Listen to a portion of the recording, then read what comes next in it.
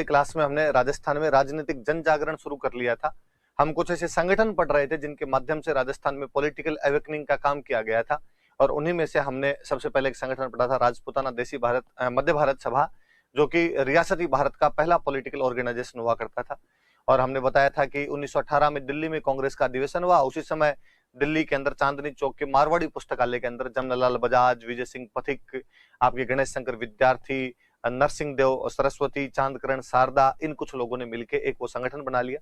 शुरुआत में कहा गया कि इसका कार्यालय कानपुर रखो, लेकिन बाद में इसका कार्यालय अजमेर लाया गया था। पहले अधिवेशन में इसके अध्यक्ष थे गिरधर शर्मा। दूसरा अधिवेशन इसका दिसंबर 1919 में अमृतसर में कांग्रेस के समानांतर हुआ। तीसरा अधिवेशन इंपॉर्टेंट है, जो कि 1920 के मार्च में अजमेर में हुआ। जमनालाल बजाज इसमें अध्यक्ष थे। इसी में भूप सिंह जी ने कहा था मैं विजय सिंह हूं। इसी में केसरी सिंह बारट और गोपाल सिंह करवा जैसे जो क्रांतिकारी थे वो छूट के आए थे, तो उन लोगों ने भी इस अधिवेशन के अंदर भाग लिया था। और फिर 1920 के अंदर आपका यह अधिवेशन नागपुर में कांग्रेस अधिवेशन के समानांतर हुआ, जिसमें विजय सिंह का पति के कहने पर किसानों की प्रदर्शनी दिखाई गई थी। और उसके बाद कांग्रेस की सहयोगी संस्था इस राजपूताना मध्य भारत सभा को मान लिया गया था।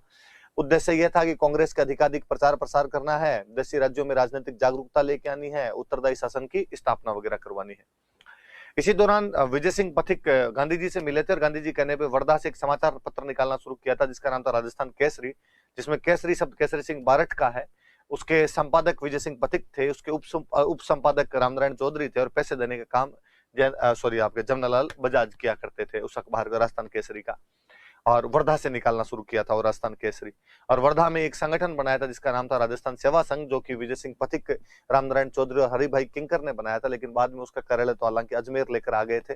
हम पढ़ते हैं कि विभिन्न किसान आंदोलनों में वो संगठन अपनी मुख्य भूमिका निभाता है, परंतु बाद में नेताओं के आपसी मतभेदों की वजह से 2829 तक जाते जाते वो राजस्थान सेवा संघ खत्म हो जाता है।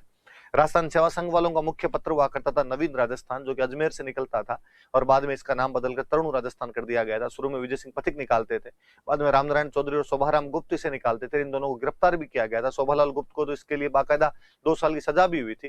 फिर जयनारायण व्यास ने इसको ब्यावर से निकालना शुरू कर दिया था। ये तमाम बातें हमने पढ़ी थी।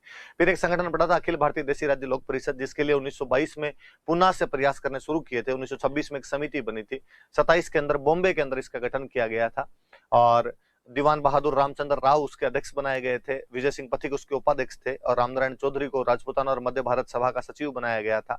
28 के अंदर कांग्रेस ने घोषणा की, प्रस्ताव पारित किया कि भाई देशी राज्यों में जो उत्तरदायी शासन है उसको स्थापित किया जाना चाहिए। 38 के अंदर कांग्रेस का जो हरिपुरा में अधिवेशन हुआ, इसमें सुभाष बाबू अध्यक्ष थे, उसके अंदर कहा गया कि प्रजामंडल आंदोलनों को हम अपना समर्थन देते हैं।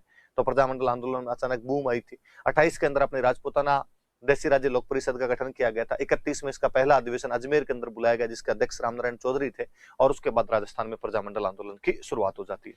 और राजस्थान में जो पहला प्रजामंडल बना था वो बना था अपना जयपुर राजधानी के अंदर बना था। आज हम उसी जयपुर प्रजामंडल की बातें करेंगे, उससे जुड़े हुए तमाम दूसरी चीजें भी हम देखेंगे।